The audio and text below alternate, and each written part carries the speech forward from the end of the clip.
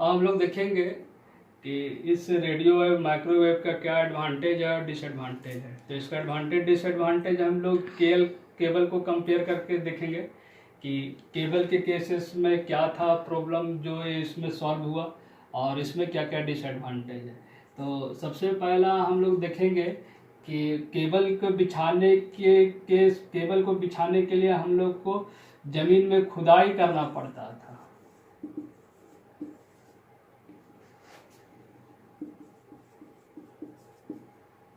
Trench का जरूरत पड़ता था, तभी हम लोग केबल को बिछा सकते थे। लेकिन जब हवा में ट्रांसमिशन होगा तो उस केस में तुमको खुदाई करने का, ट्रेंच करने का जरूरत नहीं है।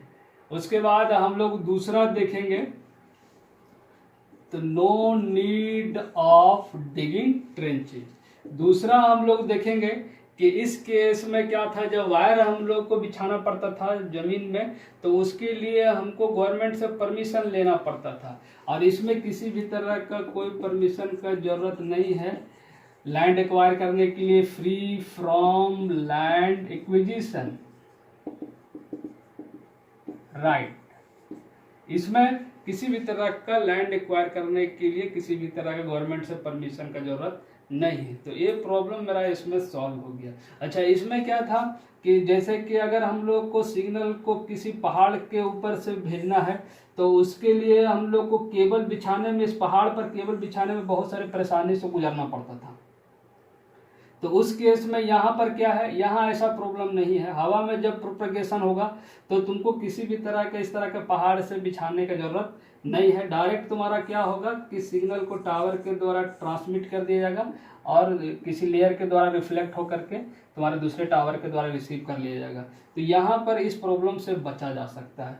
तो हम लोग नेक्स्ट इसका बेनिफिट क्या है कि इसमें जो कम्युनिकेशन जो होगा ओवर डिफिकल्ट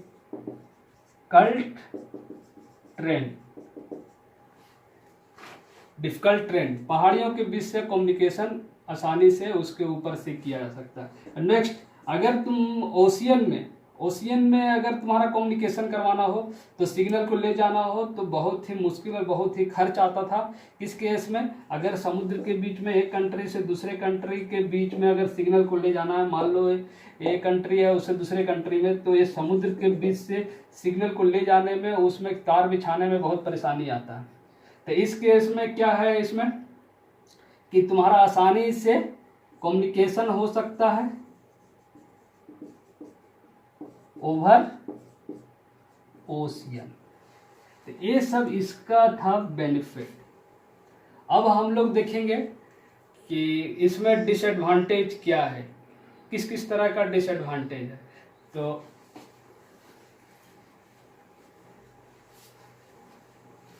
सबसे पहला इसमें क्या होता है कि सिग्नल का जो ट्रांसमिशन होता है वो इनसिक्योर होता है। इनसिक्योर किस सेंस में, हवा में जब ट्रांसमिशन होगा तो तुम्हारे वॉइस को कोई भी अगर जासूसी करना चाहे, तुम्हारे वॉइस को कोई भी कैच करना चाहे, कोई सुनना चाहे तो सुन सकता है।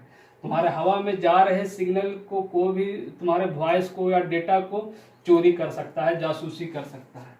तो इसलिए ये तुम्हारा इनसिक्योर होता है। और इसी से बचने के लिए क्या किया गया है केबल के केस में कि एक कंट्री से दूसरे कंट्री के बीच में अगर सिग्नल को ले जाना है तो समुद्र के नीचे नीचे तुम्हारा ऑप्टिकल फाइबर बिछाया गया है, जो कॉस्ट बहुत ही ज़्यादा आता है, लेकिन यहाँ पर तुम्हारा क्या है, सिक्योरिटी बढ़ जाता है। लेकिन यही अगर हवा में सिग्नल को भेजा जाएगा तो तुम्हारे वॉइस को बीच से किसी तरह से किसी अनऑथराइज्ड पर्सन से तुम्हारे सिग्नल को क्या कोई जासूसी कर सकता है, कोई तुम्हारे वॉइस को सुन सकता है। और इंटरनेट जो हम लोग चलाते हैं उसमें जो सिग्नल का जो तुम्हारा ट्रांसमिशन होता है ऑप्टिकल फाइबर के द्वारा होता है, समुद्र के नीचे से जो बिछाया जाता है। तो इस तरह से इसमें केस में इनसिक्योरिटी जो है सो बढ़ जाता है। अब हम लोग नेक्स्ट देखेंगे कि सिग्नल को जब भेजा जाता है, सिंगल एंटीना से ढेर सारे सिग्नल को भेजा जाता है, तो सिग्नल तुम्हारा क्या होता है कि स्प्लिट कर सकता है। स्प्लिट कर सकता है सिग्नल तुम्हारा। तो स्प्लिट करने में जब तुम्हारा रिसीवर के द्वारा यहाँ रिसीव किया जाएगा, तो जब इसको वापस में जब रिकम्बाइन किया जाएगा, तो उस केस में तुम्हारा सिग्नल का जो स्ट्रेंथ है वो पहले जैसा ओरिजिनल जैसा ना हो, उसका स्ट्रेंथ में थोड़ा सा कमी आ सकता है। मतलब सिग्नल का जो स्ट्रेंथ है वो तुम्हारा क्या हो सकता है, वीक हो सकता है। कब, जब सिग्नल को वापस रिकम्बाइन करके जब उसको रिसीव किया जाएगा, तो उस केस में तुम्हारा पहले से सिग्नल जो है सो जैसा पहले था उस तरह का नहीं हो सकता है। अब हम लोग इसका देखेंगे थर्ड। अगर हम लोग जैसे माइक्रोवेव के केस में देखे थे कि 30 गीगाहर्ट्ज तक का कैरियर को यूज किया जाता है फ्रीक्वेंसी को सिग्नल को ले जाने के लिए। अगर इस कैरियर का यूज किया जाएगा तो इससे तुम्हारा किस तरह का लॉस हो सकता है, एटमॉस्फेयर में एटमॉस्फेरिक लॉसेस हो सकता है। जैसे बहुत सारे छोटे पक्षी है और इस तरह से ह्यूमन का जो स्किन है उस पर इस फ्रीक्वेंसी का असर पड़ सकता है, कैंसर जैसा बीमारी हो सकता है। या फिर तुम्हारा जो छोटा मोटा जो पक्षी है इसका जो तरंगे है उसको हार्म पहुंचा सकता है। तो इस तरह से बहुत सारा एटमॉस्फेरिक लॉसेस होता है इस तरह का कैरियर का यूज करने से। तो एटमॉस्फेरिक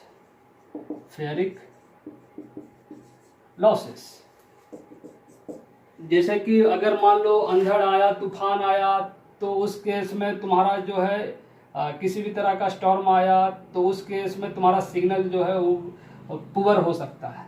क्योंकि नॉइजेज से हमको पता है कि सिग्नल पर अगर नॉइजेज का असर पड़ता है तो जब भी हमारा सिग्नल ट्रांसमिट होगा और किसी भी तरह का नॉइज या अंधड़ तुम्हारा बिजली कड़केगा, तो उस केस में तुम्हारा जो है सो रेन हो गया, थंडर हो गया, स्टॉर्म हो गया। बाकी हम लोग नेक्स्ट क्लास में